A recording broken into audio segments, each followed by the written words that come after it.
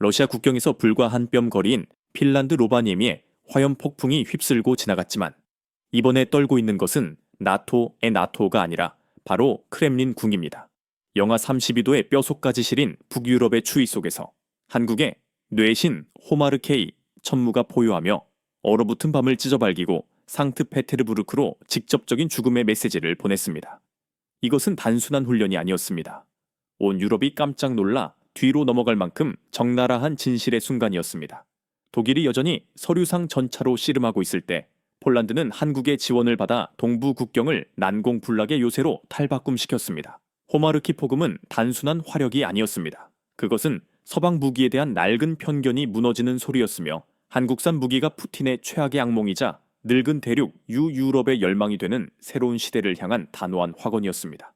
핀란드 로바니에미에 천둥처럼 울려 퍼진 포성은 북유럽 전체에 깊은 충격을 남겼습니다. 이것은 폴란드군 제1마수리아 포병여단의 호마르케이 시스템이 빙판 기후 조건에서 첫 지상 목표물 실사격을 감행한 순간이자 유럽 방어 시스템에 새로운 바람이 불고 있음을 보여주는 광경이었습니다. 기온이 영하로 떨어지고 눈볼의 시야가 가려진 상황이었지만 핀란드와 폴란드군 2200명과 500여 대의 장비가 참가한 노던 스트라이크 25위 연합훈련은 단순한 공동훈련이 아니라 유럽 전장의 패러다임을 뒤흔들고 있는 한국 무기체계의 실질적 위력을 검증하는 무대였습니다. 특히 폴란드가 한국의 K239 천무를 기반으로 한 호마르케이 시스템을 공수하여 극한의 추위 속에서 실사격을 실시한 것은 이번이 처음으로 그 의미가 매우 큽니다. 이 광경은 단순한 전술 훈련이 아니라 동유럽의 전략적 구조가 재편되는 순간을 상징하는 군사적 사건이었습니다.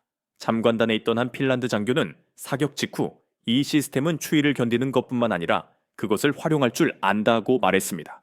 이는 단순한 찬사가 아니라 북유럽 군대가 가장 중요하게 여기는 조건에서도 한국 무기가 안정적으로 작동한다는 것을 의미합니다. 즉, 플랫폼, 탄도, 사격 통제, 차량의 기동성이 모두 완벽한 하나의 패키지로 통합되었다는 뜻입니다. 폴란드의 주요 언론들은 이번 훈련을 호마르 시대의 시작이라고 묘사했습니다. 핵심 군사 전문지들은 호마르케이 무기가 대량으로 들어오는 속도를 전시 수준이라고 평가하며 한국 무기체계의 도입이 폴란드의 포병 전력을 완전히 바꾸는 결정적인 전환점이라고 분석했습니다. 폴란드가 K9 자주포를 대거 확보한 뒤 호마르케를 조립, 배치하기 시작하자 현지 언론은 폴란드가 유럽에서 가장 민첩하고 공격적으로 화력을 확장하는 국가가 되었다고 강조했습니다. 호마르케이 배치는 미국과 나토 관계자들에게도 분명한 경고가 되었습니다. 지금까지 유럽 고위 포병 지휘관들의 가장 큰 우려는 전술적 공백이었습니다. 그것은 하이마스 HIMARS를 충분히 확보하지 못해 동부 전선의 전투력이 부족했던 기간이었지만 호마르케이가 이 공백을 메웠습니다. 천무의 폴란드 버전인 호마르케이는 최저 영하 30이 돼서 최고 영상 50도까지의 극한 기후 조건에서도 안정적으로 작동하도록 설계되었습니다. 핀란드군은 이번 훈련의 목적이 혹독한 초겨울 환경에서 연합군과 함께 포병 화력을 점검하는 것이라고 밝혔습니다.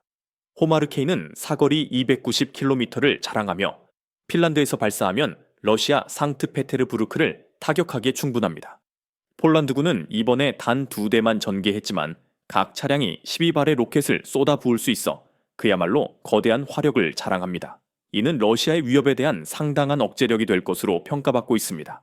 러시아의 전쟁 위협이 폴란드로 심각하게 확산되고 네이토 전체의 위기가 고조되는 상황에서 폴란드가 수입한 한국 무기가 다시 한번 스포트라이트를 받고 있습니다.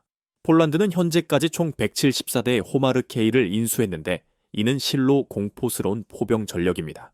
지난 9월 폴란드 총리와 국방장관이 참관한 가운데 열린 시험 사격에서는 패트리어트, 호마르케이, 하이마스 HIMARS, K-타임은 자주포, 크라프 K랍, 자주포 등 폴란드가 보유한 포병 전력이 총동원되었고 그 중에서도 호마르케이와 K9 같은 한국 무기는 놀라운 존재감을 과시했습니다.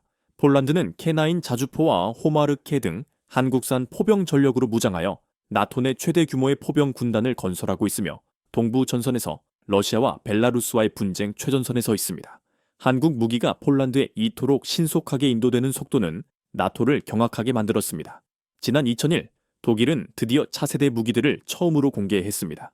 그 중에는 러파르트 전차의 최신 버전인 러파르트 EA8도 포함되어 있었습니다. 이것은 1992년 이후 독일군을 위해 공식적으로 생산된 첫 전차입니다. 독일군은 2023년에 총 123대의 러파르트 2A8을 주문했고, 이 전차들은 2027년에서 2030년 사이에 인도될 예정입니다. 루마니아 군사 매체인 디펜스 로마니아 사사는 독일군이 차세대 전차 러파르트 뉴에키팔 초도 물량을 상징적으로 인도받았다며 굳이 상징적이라는 단어를 사용했습니다. 겨우 단 한 대를 생산했을 뿐이고 본격적인 생산은 아직도 2년이나 더 걸리기 때문입니다. 이 전차들은 나토의 동부 최전선인 리투아니아에 주둔하는 독일 제45 기가벼단에 우선 배치될 예정입니다. 전쟁이 언제 터질지 모르는 일촉즉발의 상황에서 이 정도 생산 속도라면 전쟁이 다 끝난 뒤에야 전차를 받게 될 것이라는 말이 나오고 있습니다. 폴란드는 2022년 8월에 K 전차 180대를 주문했고, 독일은 2023년 4월에 러파르트 E8 123대를 주문했습니다. 두 나라는 비슷한 시기에 전차를 주문했지만 폴란드는 이미 180대를 모두 인수하여 실전 태세를 갖춘 반면 독일은 이제 겨우 상징적인 한 대를 받았을 뿐입니다. 이것이 바로 전쟁이 코앞에 닥친 상황에서 한국을 선택한 폴란드가 누리는 축복이라 불리는 이유입니다. 레오파르트 EA8 전차는 스웨덴과 체코도 각각 44대씩 주문했습니다. 이 국가들은 최종 선택에서 한국의 K2 전차를 탈락시키고 러파르트를 선택했습니다.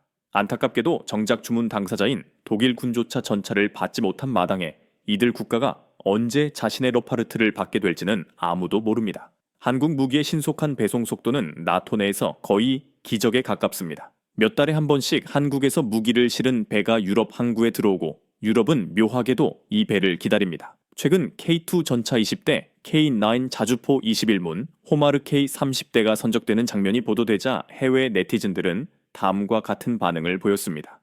마치 크리스마스 같다. 새로 인도된 K2를 점검하는 폴란드 대령의 영상을 봤는데 그의 얼굴에 핀 미소는 말로 표현할 수 없을 만큼 아름다웠다. 폴란드는 서유럽 최강의 군대가 되어가고 있다. 만약 그들이 러파르트 1을 주문했다면 그들이 원했던 전차는 아마 지금쯤 어딘가에서 여전히 철광석 상태로 있었을 것이다. 독일의 상징적인 레오파르트 EA8 단 한 대와 폴란드에 깔린 한국의 K2 180대 군단의 극명한 대조는 유럽 방위 산업에 대한 가장 잔혹한 고발장입니다. 폴란드는 기적을 기다리지 않았습니다. 그들은 자신들을 위해 기적을 만들어줄 한국을 선택했습니다. 항구에 끊임없이 들어오는 배들은 K2, K9, 호마르케라는 이른 크리스마스 선물을 싣고 무기고뿐만 아니라 나토 전체 전략적 신뢰까지 채워주었습니다. 스웨덴이나 체코가 2030년까지 이어질 기약 없는 납품 약속을 하염없이 기다리는 동안 아마 그때쯤이면 전쟁은 이미 오래전에 끝났을지도 모릅니다.